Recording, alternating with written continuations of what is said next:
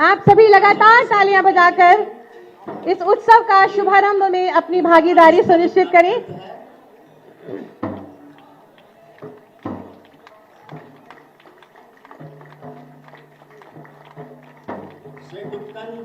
और माननीय मुख्यमंत्री जी ने ढोल की थाप से शुभारंभ कर दिया इस जनजातीय भागीदारी उत्सव का।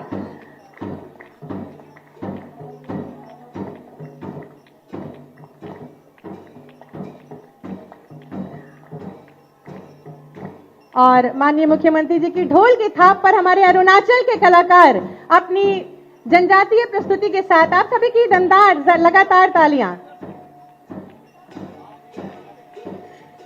इन सभी राज्यों के कलाकार उत्तर प्रदेश में आकर के इस जनजाति भागीदारी उत्सव में सहभागी बन रहे हैं।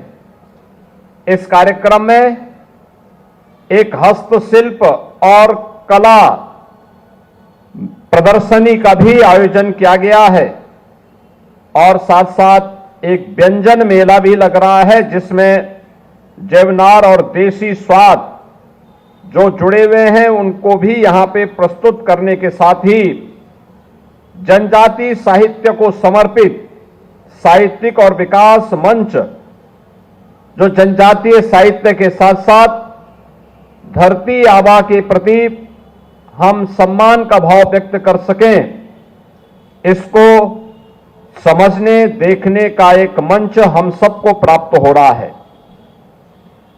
बहनों और भाइयों, यह वर्ष हम सबके लिए कई मायनों में बहुत महत्वपूर्ण है। यह वर्ष भारत शिल्पी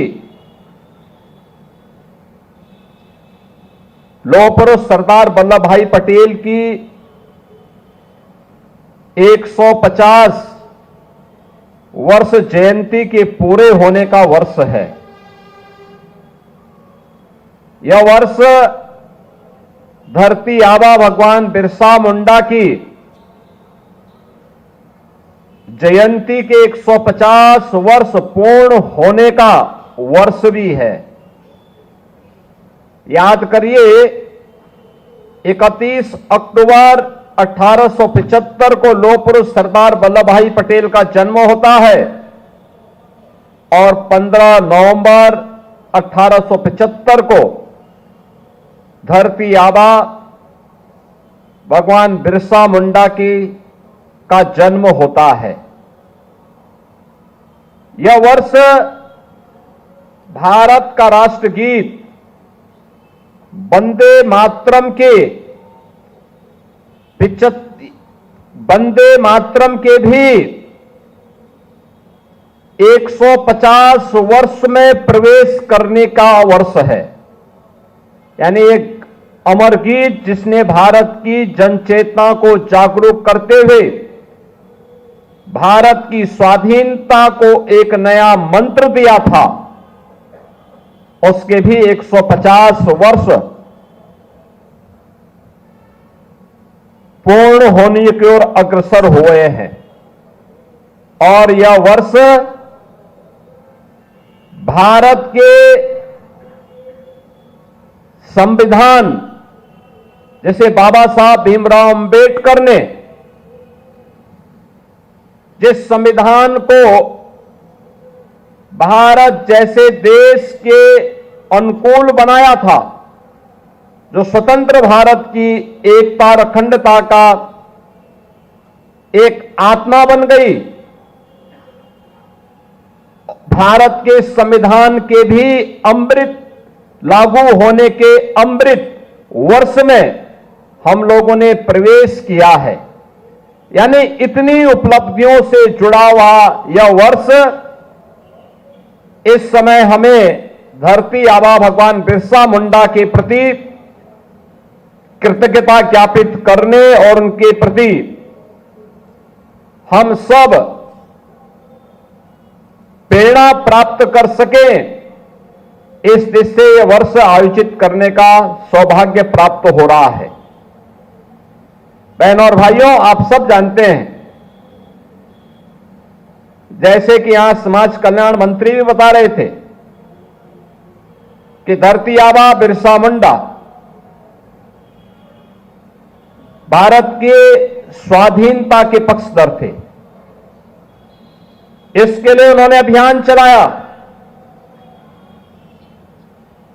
तत्कालीन ब्रिटिश गवर्नमेंट ने उन्हें गिरफ्तार किया और मात्र 25 वर्ष की उम्र में उन्होंने रांची के जेल में अंतिम श्वास ली।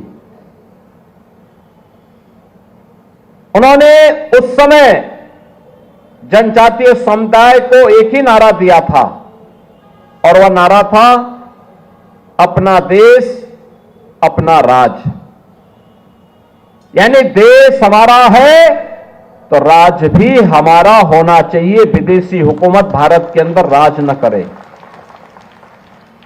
और यह हमारा सौभाग्य है कि 15 नवंबर की तिथि को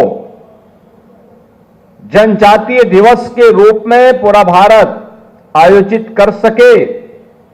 इसकी प्रेरणा प्रधानमंत्री मोदी जी ने पूरे देशवासियों को दिया और आज उसी का परिणाम है कि हम एक पूरे पखवाड़े को 1 नवंबर से लेकर के 15 नवंबर तक जनजातीय गौरव पखवाड़ा के रूप में आयोजित कर रहे हैं, जिसमें इन 15 दिनों में जनजातीय समुदाय को विभिन्न प्रकार की योजनाओं के साथ जोड़ने और इन 15 दिनों में उनकी जो परंपरा और संस्कृति है, विभिन्न प्रकार के कार्यक्रमों के माध्यम से उसे अलग अलग स्थानों पर भी उसका प्रस्तुतिकरण देखने का अवसर हम सबको प्राप्त हो रहा है।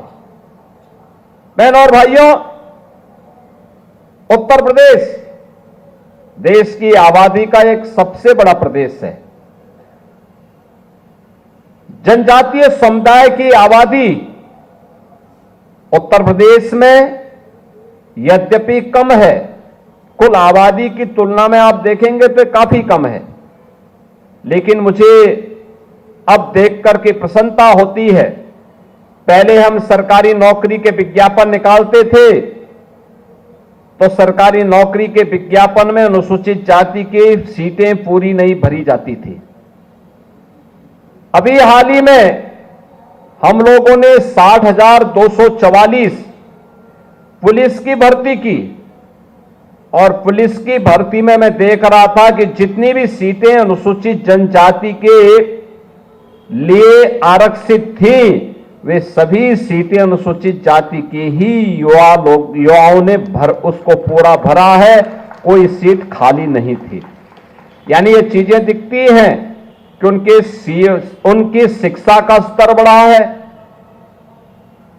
उनकी भागीदारी बढ़ी है, शासन की योजनाओं में उनको जो पहले वहां तक लाभ नहीं पहुंच पाता था, आज उनकी भागीदारी बढ़ाने का प्रयास हुआ है।